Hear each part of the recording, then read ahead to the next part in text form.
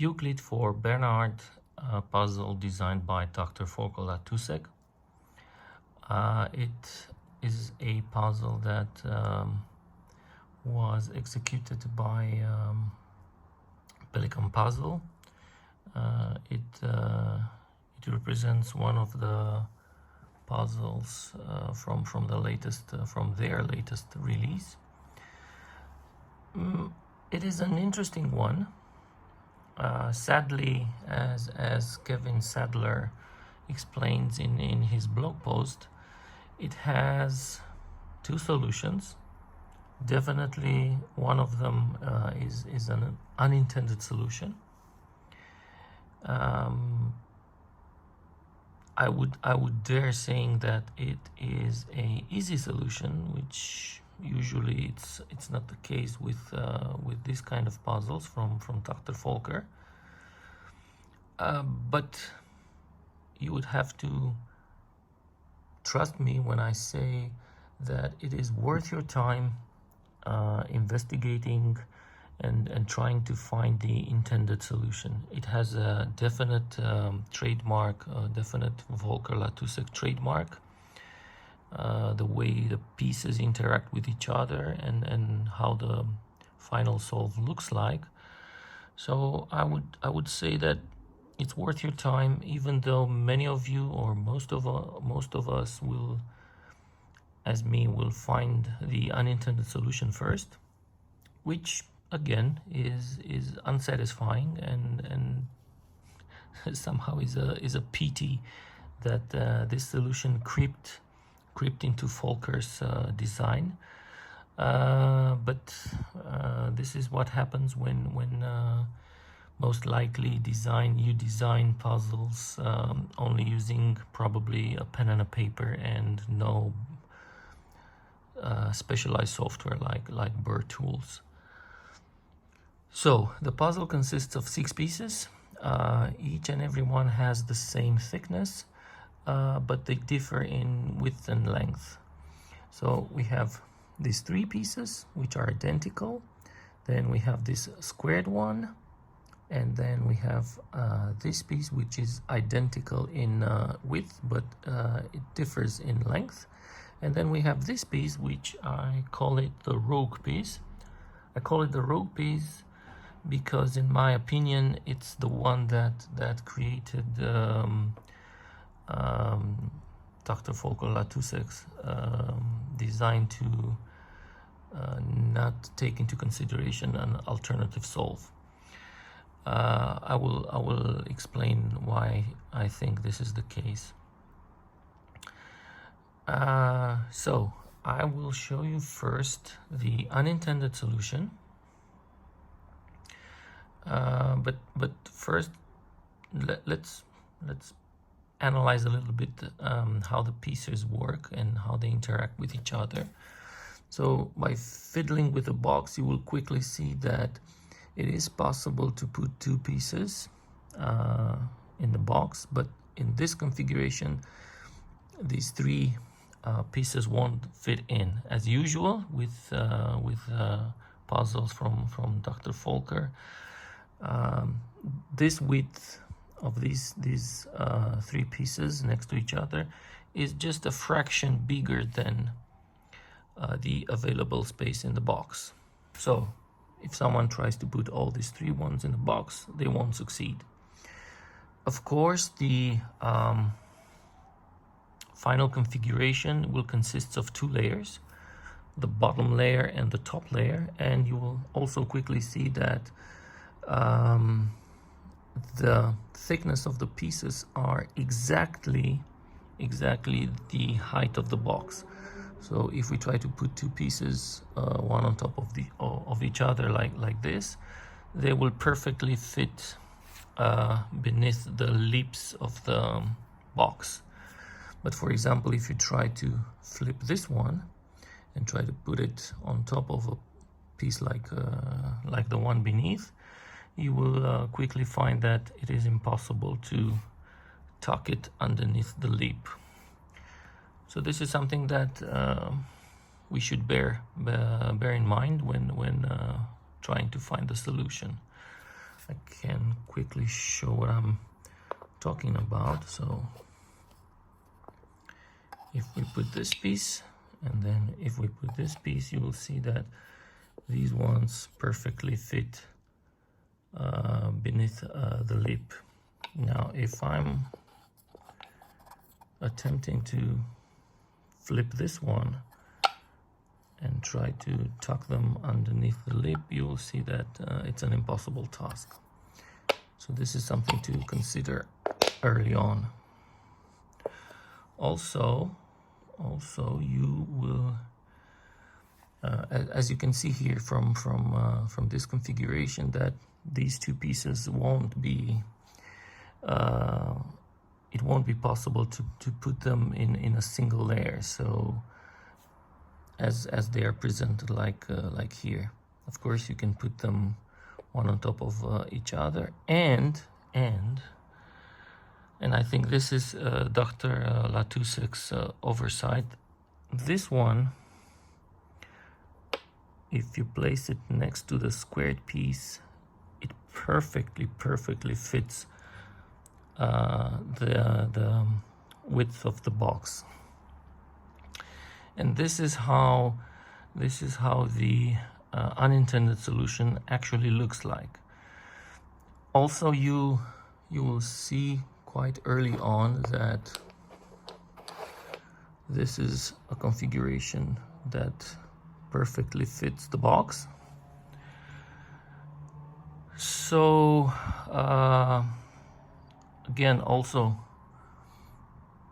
quickly a quick check of the box will show you that for example, this kind of a configuration won't allow this piece to move freely, so it would be blocked by this piece. So this one is a type of piece that probably should be put in first or last. We will see what is the case in the first solve and in the intended solve. So let's try to work a bit, taking into consideration what we learned by now. So if we put this piece inside and then we put this piece inside, you'll see that they fit very well in the available space. Then this big one, we can get rid quickly of it by placing it above. And now we can identify the flaw in Dr. Volker's design. If we put this piece here, we will quickly see that we are able to rotate it. And because we are able to maneuver it like this, you will very quickly see that the puzzle is done by putting this piece inside, moving it on the side underneath the left lip, and then we put the last piece, and as you can see, the puzzle is actually solved. So this would be the unintended solution, which is, as many of you can see, is unsatisfying. Again, my opinion. Let me disassemble it and talk about it a bit. So this is one piece. Then again we have this piece, and then we have this rotation, which we are actually able to do.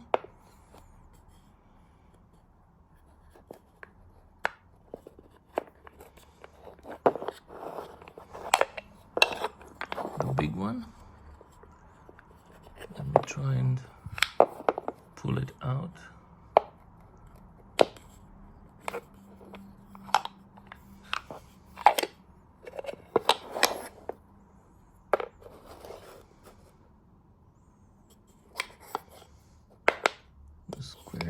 and the rogue one. So, as I told you in the beginning, what I think is the oversight from Dr. Volker's design is the fact that being able to put the pieces in like this in the bottom layer, and then insert this piece inside. Let's put it like this. The problem is that we are able, once we put this piece on the top layer, we are actually able to rotate it like this. So we can place it in the upper part of the box. Of course, this is unsatisfying. Probably for many of you it will be a 5 to 10 minutes solve.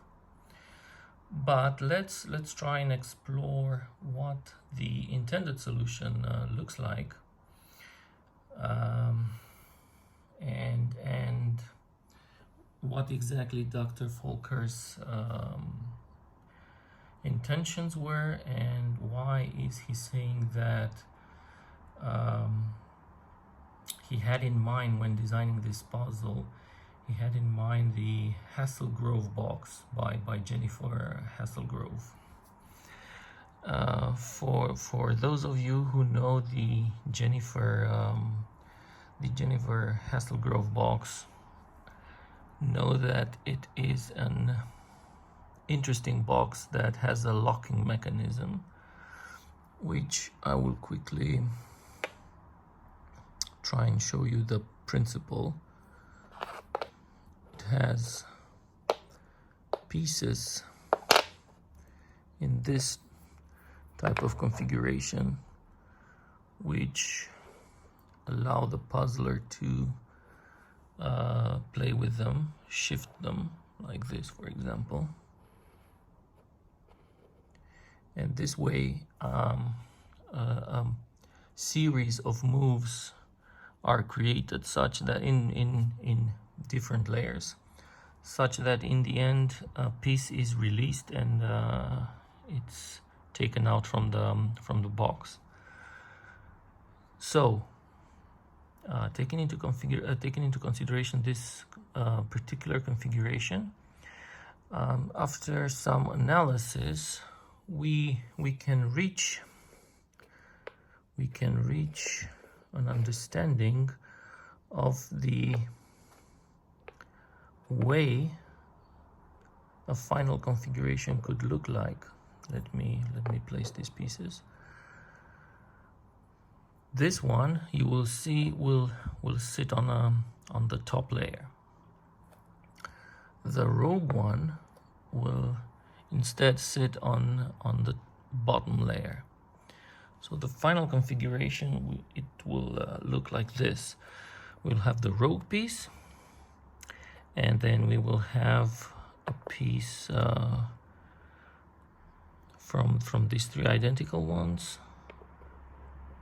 In this, two of these will be placed like this in the bottom layer, and this is the final configuration of the bottom layer. The top layer will actually look like this. So we'll have the third identical piece placed like this, and then we will have the squared one, and you will quickly see we have the long one placed like this. So this will be the final configuration. Now, there's an aha moment everyone needs to reach in order to understand how this arrangement could be reached by the puzzler. You will see by analyzing the way pieces interact with each other that at one point you will reach a situation when you will have these two pieces placed like this. So what we need to actually achieve is a rotation. So that rotation looks, I will show you in the box, but it will look something like that. So we will create a bit of a difference between these two pieces, and slowly and surely we will rotate them. So how does this actually look like?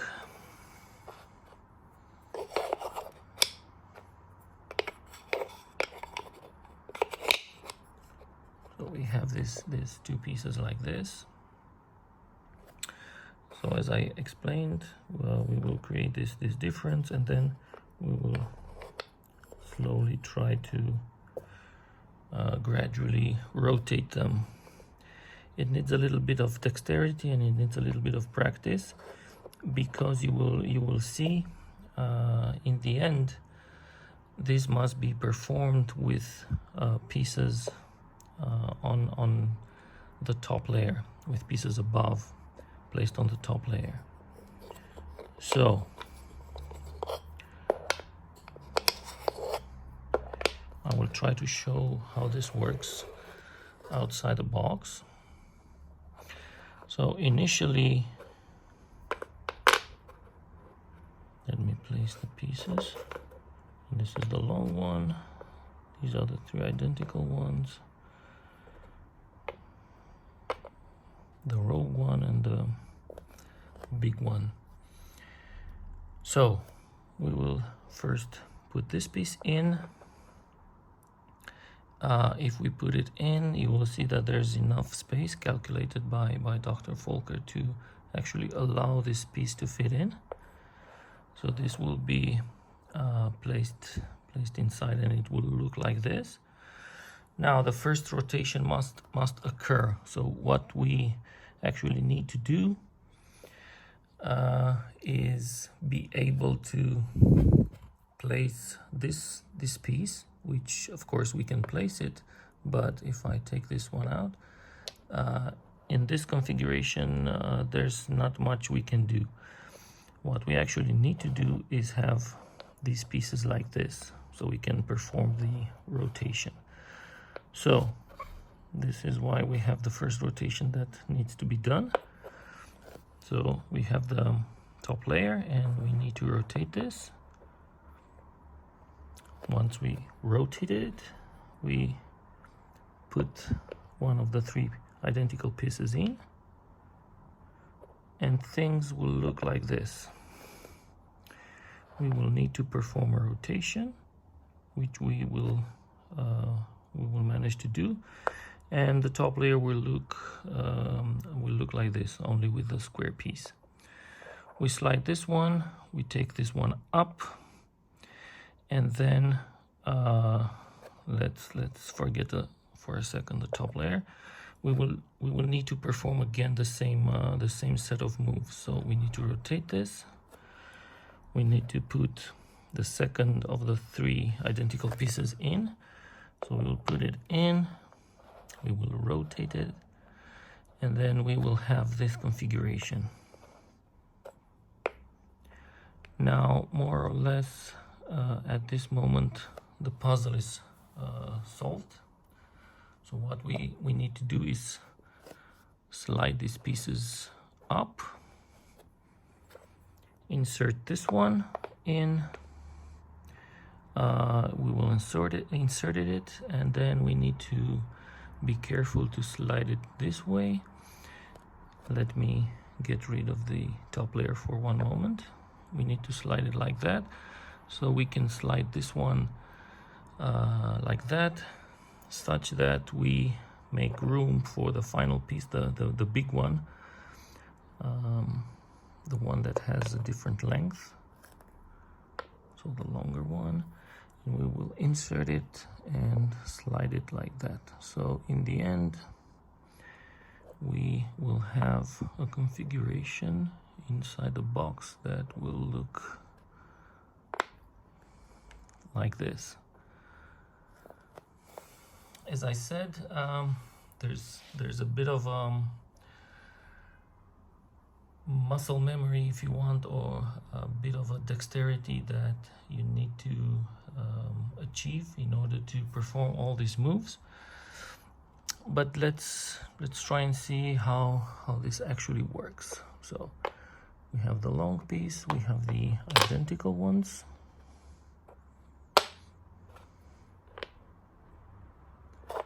We have the squared one and we have the rogue one, as I like to call it.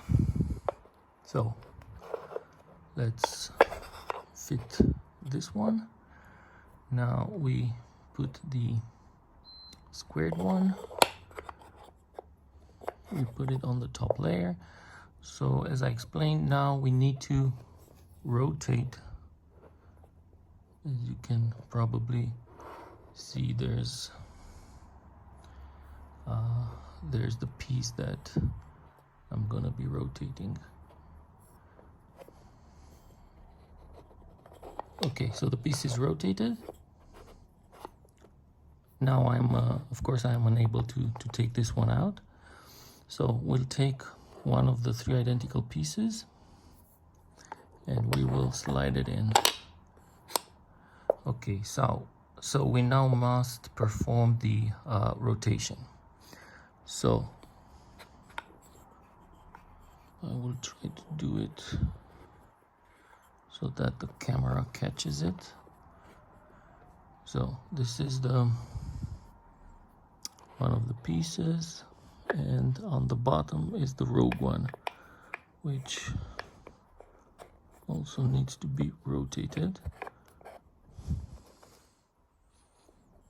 As you see, it's a matter of a bit of dexterity.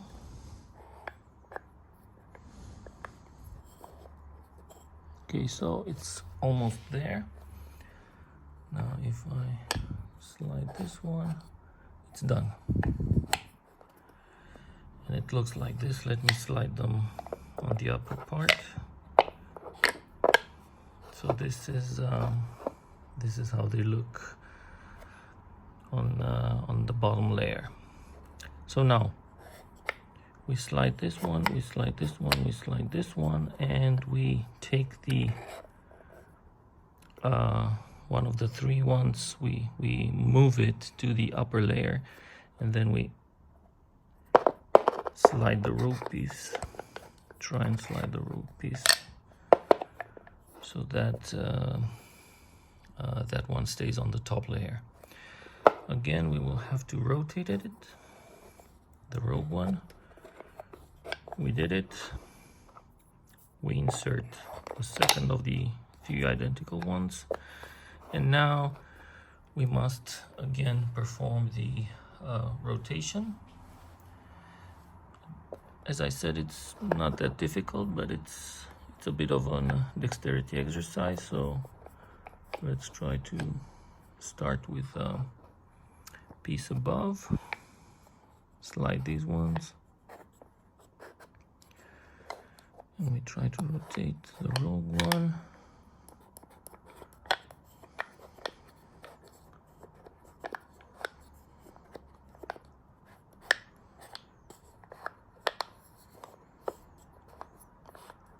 And it's almost done. As you see, it's done. This is how it looks, bottom layer and top layer. And now it's just a question of, we slide these on the upper part, we put the last of the three pieces in, and then we create this gap here so we can put the final piece, the long one, which we slide and put underneath the lip.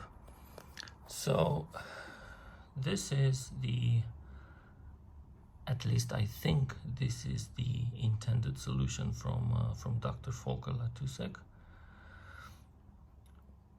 I'm a bit nostalgic because this reminds me very well of Euclid for Nick. Up to a point, it has tricks that are very similar well, let's not call them tricks, let's call them aha moments that resemble the solve of this puzzle. And may I also tell you that in the end, Dr. Volker says something interesting. He says that I want to say thank you for the encouraging comments on the ideas and the time we spent together at the puzzle parties at Bernhard's home in Gladbach. It has become a Euclid with an addition. When the 6 blocks are packed into the box so that the lid is completely full, then give the puzzle a good shake and then open your ears for a short walk with Jenifer Haselgrove to empty the box again. Thank you, Bernhard. In order for everyone to understand what Dr. Volker is referring to, let's take a look at the actual puzzle he's referring to, the Haselgrove box, which looks like this. And as I explained in the beginning, it consists of a set of moves that help slide pieces inside the box. It's a blind solve. If everything works as planned, I will be able to show you. So the purpose of this puzzle is to take out this H, and you will see this piece here. So right as of now, this piece is completely blocked. So, well, it is not blocked, but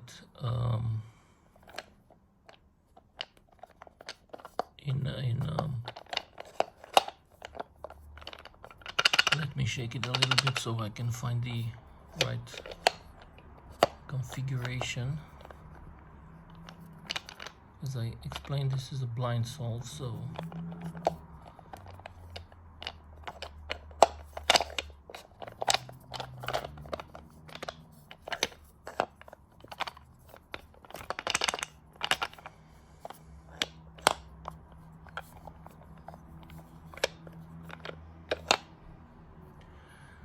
okay, so you will have to be a bit patient with me. This is something I bought on a Nick Baxter's auction a couple of years ago, 2 or 3 years ago. I don't know exactly who produced this one. I'm convinced that the copy produced by Cubic Dissection is of a very high quality. This is also qualitatively okay, but as with all blind puzzles, it's a bit tricky to actually find the right combination of moves. This is what Dr. Volker was referring to when he was saying give it a shake.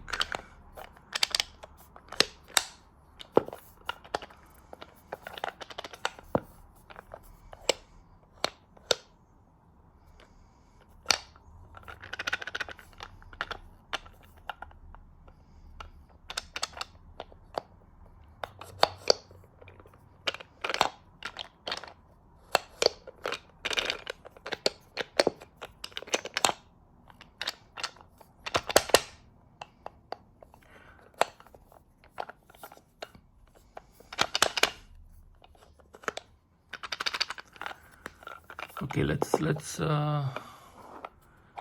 presume that we did the first move. So I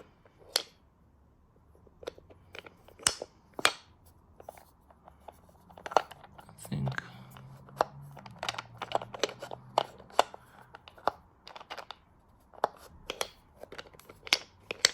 so. This would be the first move. I think this would be the second move.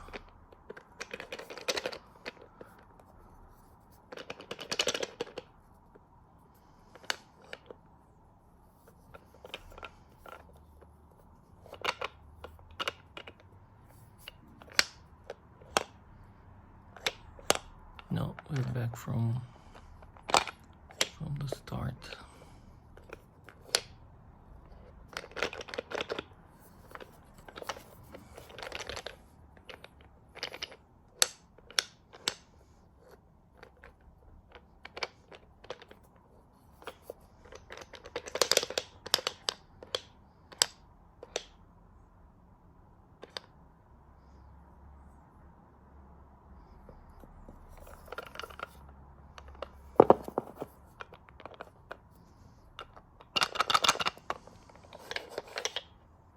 Okay, so managed to open it. Sorry for all the hassle. So this is where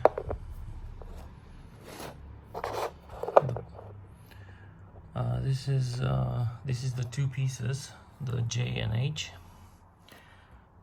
They are representing the fact that the puzzle was designed by Jenifer Haselgrove, and if I remember correctly, when I was reading about this puzzle,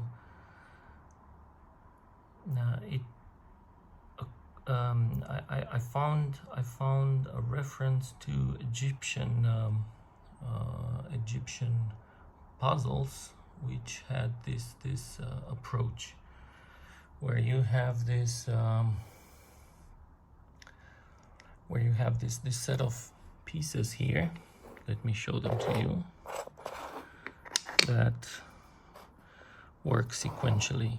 So you slide this one, then you slide this one, and then you slide this one, and then if I repeat this, then let me take those out.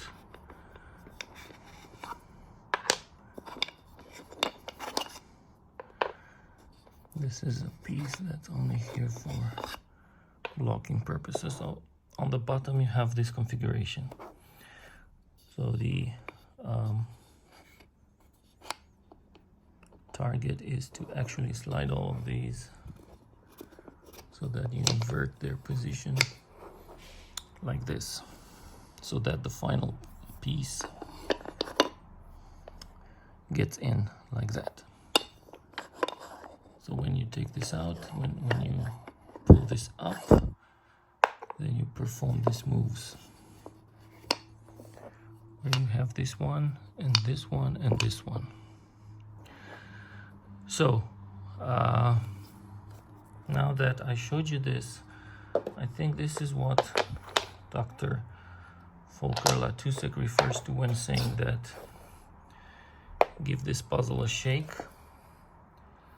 And once you do that, you will have a short walk with Jenifer Haselgrove.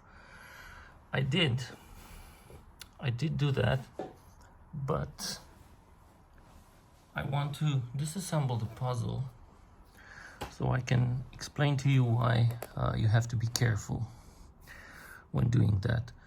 So let us retrace the steps. So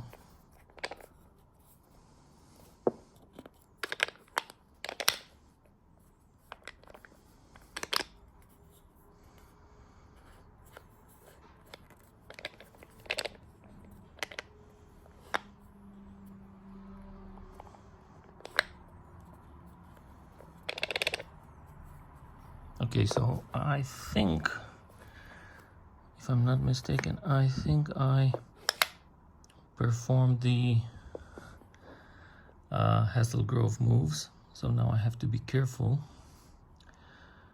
So the two pieces on the bottom layer slide it down. I need to apply a bit of pressure here because I want only the piece here to slide. Okay, so I did it. So let's retrace the steps. The big piece. We slide. We have one of the small pieces. Now we have to perform the rotation.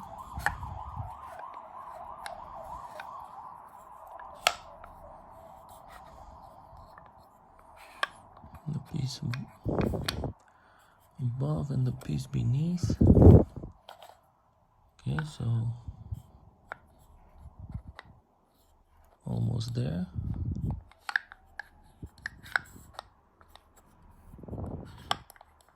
Let's work on the piece below. We did it. So now we have this piece one. This is the second of the three ones. We have to slide this back. Put the rogue one in a position where I can rotate it. I did that. I rotated it back. So now we have to redo the steps from the previous ones. So I'll slide them up. I will rotate the piece above and then try and do the same with the piece beneath, and boom, that's it. Take the piece out, and of course we need to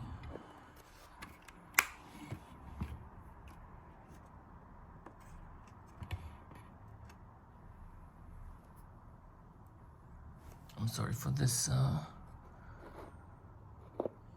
for this. So we need to rotate it.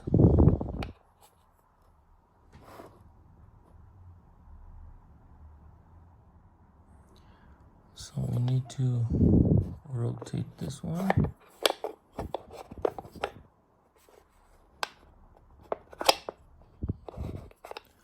I did it. So we take this one out, and that's an easy one, the rogue piece. So let me explain you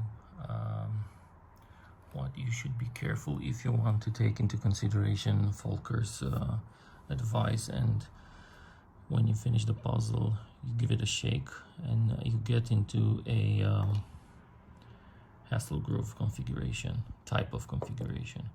So beneath we will have these pieces that look like this. This one sits on top. So what we are able to do is slide this up and then slide this here. Of course, we can also, let me put this a bit aside, we can also slide this one. Now, what happens, and what you need to be careful here, because it can give you a bit of a headache. You have to be careful that when you slide the box, so you take this piece down, so you can slide this one down. Take into consideration that these pieces will also slide. So you will end up like this, and of course you won't be able to flip this on the bottom layer. So what I'm trying to do when I'm in this configuration, I'm trying to apply a bit of pressure, because we have also this, and of course this one. I'm trying to apply a bit of pressure here, so I make sure that this one stays in place, so that when I'm tilting the box, only this one fails. Of course, you sorted out this piece, and we are sure that we are in this configuration. Also, at the same time, because we have the pieces somehow like this, you need to make sure that you also press here, so you have pressure points like this. So this one moves, and you make sure by pressing here, you make sure that this one does not slide. So once you've done that, you can loosen the pressure here and only keep the pressure here, and then you can slide this one. Of course, this is only this is a more complicated version, only to be able to identify how the pieces move on the bottom layer. Of course, that basically the only thing you need to do is apply pressure only on this one. But then when these pieces slide, they slide down. I don't think that you get the full picture of what is happening. And then of course you loosen the pressure here, and then these pieces slide, and then yeah, basically in a Haselgrove manner the puzzle is unlocked. So let's try to put them together again. So we take this piece, this one, perform the rotation, put one of these pieces here, make the rotation,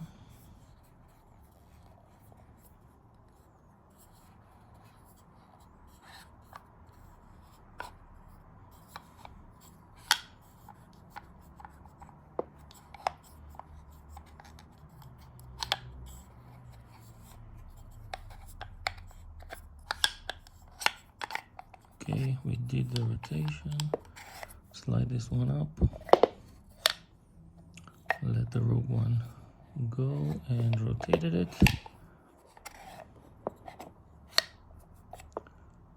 Put the third one, which is this one, and start rotating it right away.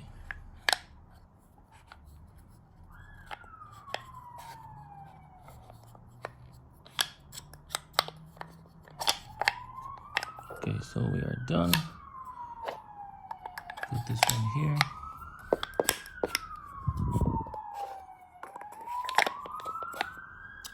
And we have it solved. Now, in this configuration, the puzzle is unlocked. You can quickly see that by sliding this one, and it falls down, and you can take it out. But what we can do now is we made the piece on the bottom layer slide upwards, so now this one is locked, and we can also make the two pieces here also slide. So now the puzzle is completely locked. So what I am suggesting is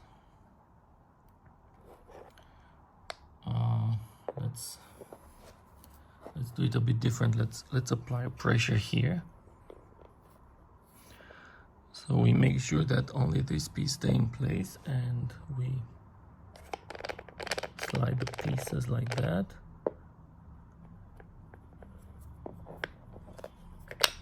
And then we slide this one, and let's see if we unlock. Yes, we unlocked it.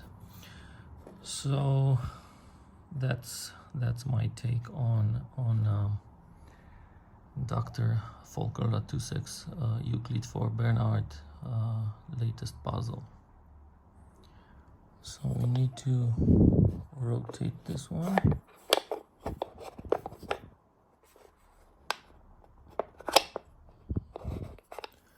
I did it. So we take this one out, and that's an easy one, the rogue piece. So let me explain you what you should be careful if you want to take into consideration Volker's advice, and when you finish the puzzle you give it a shake and you get into a Haselgrove configuration, type of configuration. So beneath we will have these pieces that look like this. This one sits on top. So what we are able to do is slide this up and then slide this here. Of course, we can also, let me put this a bit aside, we can also slide this one. Now, what happens, and what you need to be careful here, because it can give you a bit of a headache.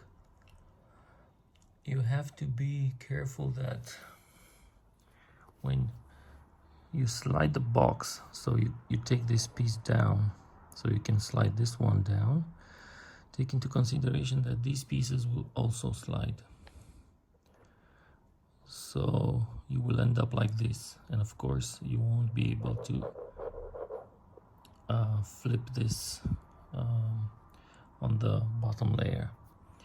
So what I'm trying to do when I'm in this configuration, I'm trying to apply a bit of pressure, because we have also this, and of course this one. I'm trying to apply a bit of pressure here,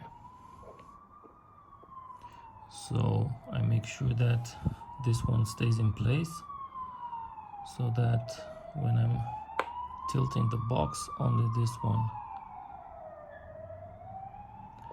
falls. Of course, you sorted out this piece, and we are sure that we are in this configuration. Also, at the same time, because we have the pieces somehow like this, you need to make sure that you also press here, so you have pressure points like this. So this one moves, and you make sure by pressing here, you make sure that this one does not slide. So once you've done that, you can loosen the pressure here and only keep the pressure here, and then you can slide this one.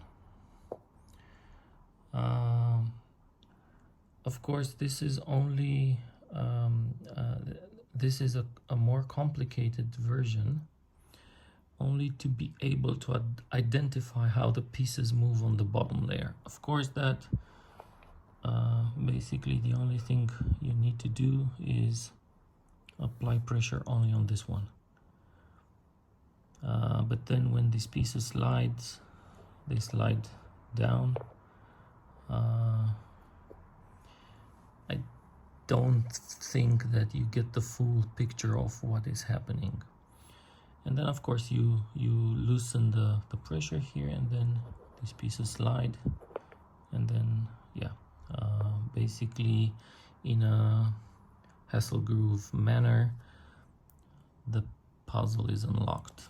So let's try to put them together again.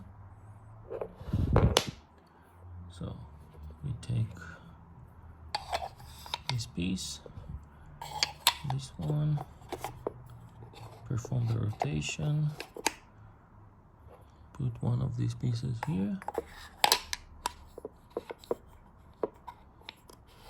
make the rotation,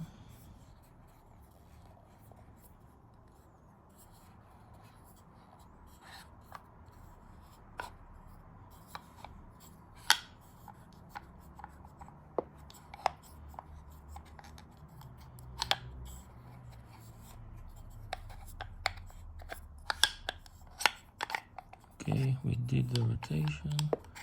Slide this one up. Let the rogue one go and rotated it.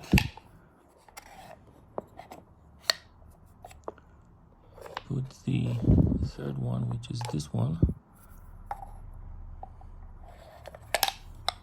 and start rotating it right away.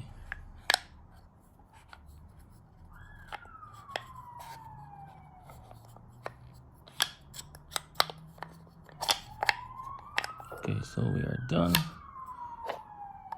Put this one here.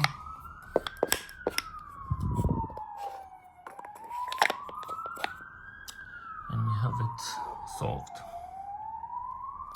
Now, in this configuration, the puzzle is unlocked. You can quickly see that by sliding this one, and it falls down, and you can take it out. But what we can do now is we made the piece on the bottom layer slide upwards, so now this one is locked, and we can also make the two pieces here also slide. So now the puzzle is completely locked. So what I am suggesting is let's do it a bit different. Let's apply a pressure here. So we make sure that only this piece stay in place, and we slide the pieces like that.